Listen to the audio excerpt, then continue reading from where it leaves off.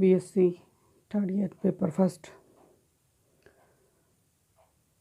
ए biotic components के अंदर next जो कंपोनेंट है वो हमारा लाइट है।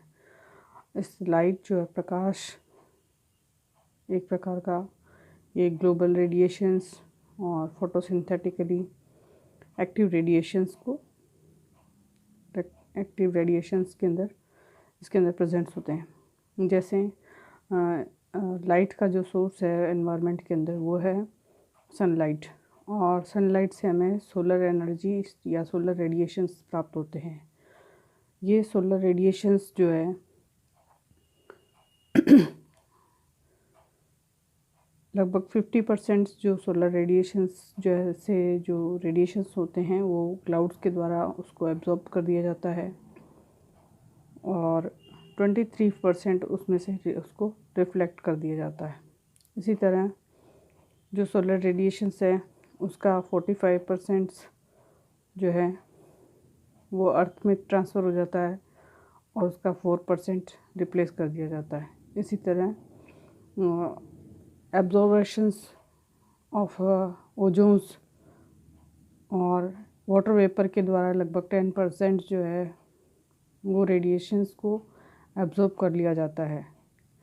इसी तरह जो टोटल रेडिएशंस का जो रिफ्लेक्टिव बाय डस्ट पार्टिकल का 9% भाग जो है वो डस्ट पार्टिकल के द्वारा रिफ्लेक्ट कर दिया जाता है। तो यहाँ पर लगभग जो टोटल रेडिएशंस हम देखते हैं सनलाइट के द्वारा हमें प्राप्त होता है उसका 42% जो है वो एटमॉस्फेयर में प्रेजेंस होता है, उसका रिफ्लेक्ट कर दिया जाता है। 33% जो है वो क्लाउड के द्वारा एब्जॉर्ब कर लिया जाता है। 90% जो है वो डस्ट पार्टिकल के द्वारा एब्जॉर्ब कर लिया जाता है, और 10% जो है वो ओजोन लेयर के द्वारा एब्जॉर्ब कर लिया जाता है, और 48% ही है जो कि अर्थ के द्वारा एब्जॉर्ब किया जाता है। और अर्थ में भी जैसे सॉइल और वाटर और एयर के द्वारा ये रेडिएशंस की जो एब्जॉर्प्शन की प्रोसेस है वो किया जाता है।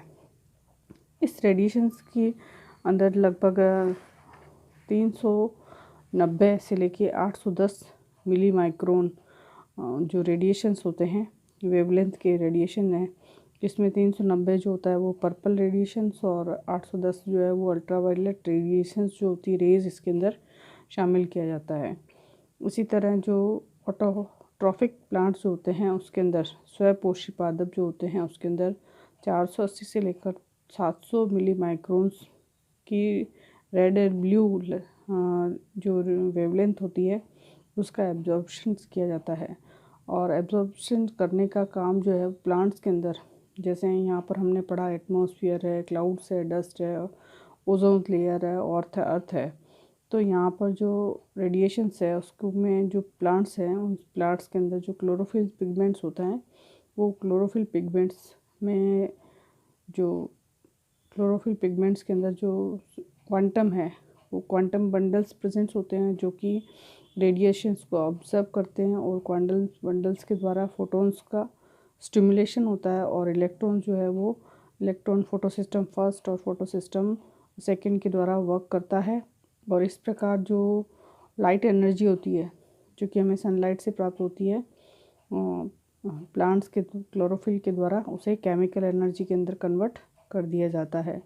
तो यहाँ पर जो एनर्जी है वो जो एनर्जी या लाइट है वो प्रकाश है उसका उपयोग डिफरेंट टाइप से प्लांट्स के अंदर या एटमॉस्फेयर के अंदर होता है। अगर जो लाइट हमें सनलाइट से प्राप्त हो रही है इतनी मात्रा में अगर अर्थ को पूरी प्राप्त हो जाए और इतनी जो उसको वापस रिफ्लेक्ट कर नहीं किया जाए तो पूरी अर्थ पर जो वेजिटेशंस है या सजीव जो हैं वो समाप्त हो जाते हैं। तो इसको बर्दाश्त करने की कैपेसिटी लिविंग बींग्स के अंदर नहीं होती है। तो इसका जो लगभग 58% 52% जो है वो वापस रिफ्लेक्ट कर दिया जाता है टोटल एनर्जी का। तो यहाँ पर हम देखें तो जो सोलर रेडिएशन एनर्जी होती है उसको एब्जॉर्प्शन किया जाता है क्लोरोफिल के द्वारा, और यहाँ पर उसको लाइट एनर्जी है वो केमिकल एनर्जी के अंदर ट्रांसफ़र हो जाती है। इस प्रकार जो है वो लाइट इफ़ेक्ट ऑन ट्रांसपिरेशंस जो है प्रकाश जो है वो ट्रांसपिरेशंस या वाष्पोत्सर्जन पे भी प्रभाव डालता है। जैसे हम देखते हैं कि जो प्रकाश सनलाइट जैसे भी प्लांट्स के ऊपर गिरती है तो प्लांट्स के अंदर जो वाष्पोत्सर्जन की क्रिया होती है वो स्टार्ट हो जाती है। और वाष्पोत्सर्जन की क्रिया जैसे जैसे लाइट या टेम्परेचर इंक्रीज़ होता है, लाइट इंक्रीज़ होती है, वैसे ही ट्रांसपिरेशन रेट इंक्रीज़ होती है। और लाइट के स्लो होने पर ट्रांसपिरेशन रेट भी स्लो हो जाती है। तो ये जो लाइट है वो ट्रांसपिरेशन या वाष्पोत्सर्जन की क्रिया को प्रभावित करती है।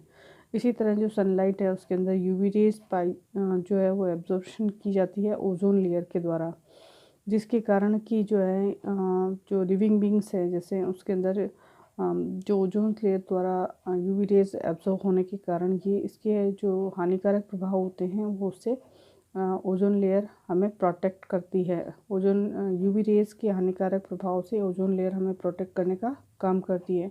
तो हम आज की इस वर्तमान समस्या के अंदर ओजोन लेयर्स का डिप्रेशंस देखा जाता है, जिसके अंदर क्लोरोफ्लोरोकार्बन्स और जो रेफ्रिजरेटर एसीज़ के अंदर जो ओजोन लेयर्स के अंदर जो कार्बन काम में लिया जा रहा है, जिसके कारण ओजोन लेयर्स में छेद हो रहा है और जिसके कारण यूवी रेज जो आती है वो डायरेक्ट ही ह्यूमन बींग्स या लिविंग्स को इफ़ेक्ट करती है, प्लांट्स को इफ़ेक्ट करती है, जिसके कारण कि ना उनके अंदर क्लोरोसिस हो जाता है और ह्यूमन बींग्स में बहुत सारे कैंसर आदि स्किन का कलरलेस होना और ऐसी डिजीज़ेस हो जाती है। तो यहाँ पर ये इसको प्रोटेक्ट करने का काम करती है। इसी तरह जो क्लोरोफिल होता है ये एंजाइम्स को, प्लांट्स के अंदर पाए जाने वाले एंजाइम्स जो होते हैं उसको प्रोटेक्ट करने का काम भी इनके द्वारा किया जाता है।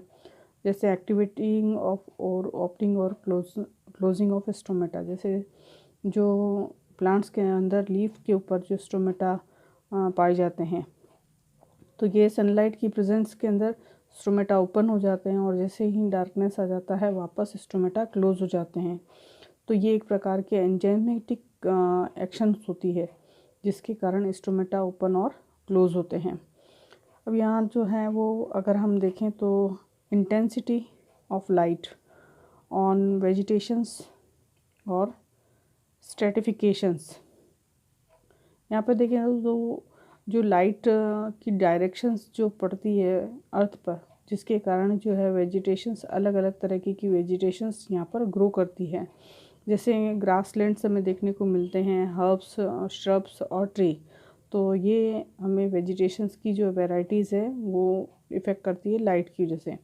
इसके अलावा आउटर और इनर फिजियोलॉजिकल मॉडिफिकेशंस होते हैं ड्यू टू लाइट्स प्लांट्स के अंदर। जैसे सबसे पहले यहाँ पर हम देखें तो ये है हीलियोमॉर्फिक, जिसके अंदर ये जो चेंजेस आते हैं वो जेनेटिकली फिक्स्ड हो जाता है, कैरेक्टर्स के रूप में हमें दिखाई देते हैं।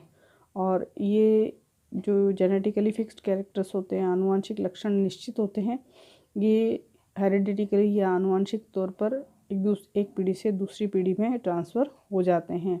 इस प्रोसेस को हम यहाँ पर हीलियोमॉर्फिक कंडीशंस कहते हैं। इसी तरह यहाँ पर हीलियोप्लास्टिक कंडीशंस भी हमें देखने को मिलती है लाइट के इफ़ेक्ट के अंदर या लाइट के कंपोनेंट के अंदर। जैसे लाइट की जो अकॉर्डिंग प्लांट्स के अंदर जो है वो चेंजेस डेवलपमेंट होते हैं और ये जो डेवलपमेंट होते हैं वो हेरिडिटिकली नहीं होते हैं। कुछ जो चेंजेस होते हैं वो हेरिडिटिकली नहीं होते। जैसे यहाँ पर ये जैसे देखा जाए तो यहाँ पर ड्यूरेशन ऑफ लाइट्स, जैसे प्लांट्स की जो प्लांट जो है वो वेजिटेटिव स्टेज से जब फ्लावरिंग स्टेज के अंदर कन्वर्ट होता है तो जो लाइट की ड्यूरेशन होती है वो प्लांट को इफ़ेक्ट करती है, जिसके कारण हमने इसको 3 पार्ट के अंदर इसके डिवाइड किया जाता है। जैसे लॉन्ग डे प्लांट्स है, जैसे पालक है, आलू हैं, इन प्लांट्स के अंदर जो दिन की अवधि होती है वो लंबे समय की होती है और रात की अवधि जो होती है वो छोटी होती है।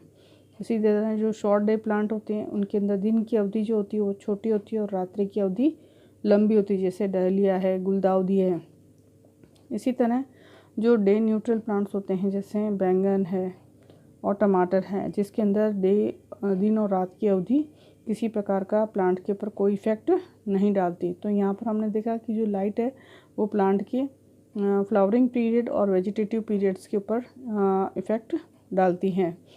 तो ये आगे हम देखते हैं कि जो lights, importance of lights on plants, क्या क्या लाइट का प्लांट्स के ऊपर क्या क्या महत्व है। जैसे सबसे पहला है distribution of plants on earth.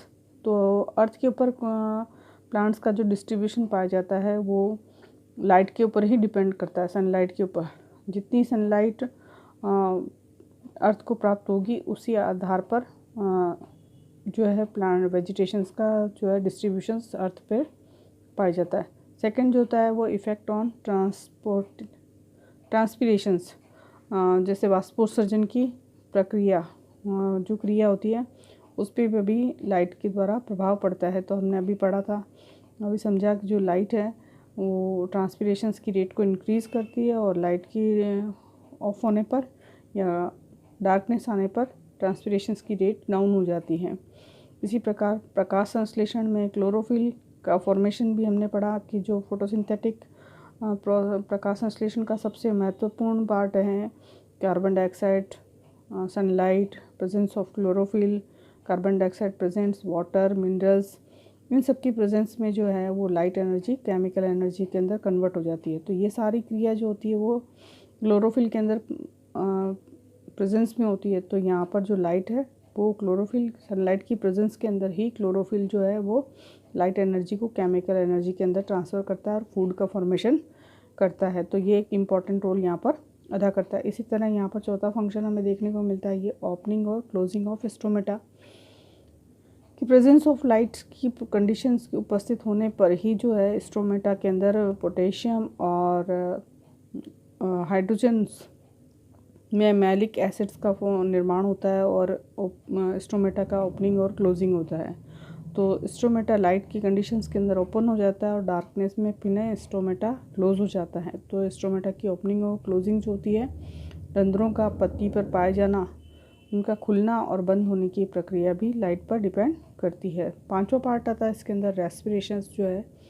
Respiration की रेट है वो लाइट के कारण, सनलाइट के कारण इंक्रीज़ होती है और क्योंकि उसके अंदर कार्बन डाइऑक्साइड की मात्रा जो होती है वो इंक्रीज़ होने, ऑक्सीजन प्लांट्स जो होते हैं वो कार्बन डाइऑक्साइड लेते हैं और ऑक्सीजन छोड़ते हैं। तो जैसे जैसे लाइट बढ़ती है तो कार्बन डाइऑक्साइड की मात्रा एटमॉस्फेयर में इंक्रीज़ होती है, जिससे कि रेस्पिरेशंस की जो रेट होती है वो प्लांट्स के अंदर इंक्रीज़ हो जाती है और जो प्लांट्स होते हैं वो अधिक मात्रा में ऑक्सीजन रिलीज़ करते हैं। तो इसी तरह यहाँ तो इफ़ेक्ट ऑन प्लांट ग्रोथ, तो जो लाइट है प्लांट्स जो है वो लाइट की डायरेक्शंस के अंदर वृद्धि करते हैं और कम लाइट के अंदर प्लांट्स जो होते हैं वो लगभग वेजिटेटिव कंडीशंस के अंदर ही लगभग पाए जाते हैं। तो उसके अंदर रिप्रोडक्टिव फेज़ के अंदर वो चेंजेस करने के लिए, उसके अंदर मैचुरेशंस में स्टेज में जाने के लिए उसके अंदर लाइट इम्पॉर्टेंट होती है।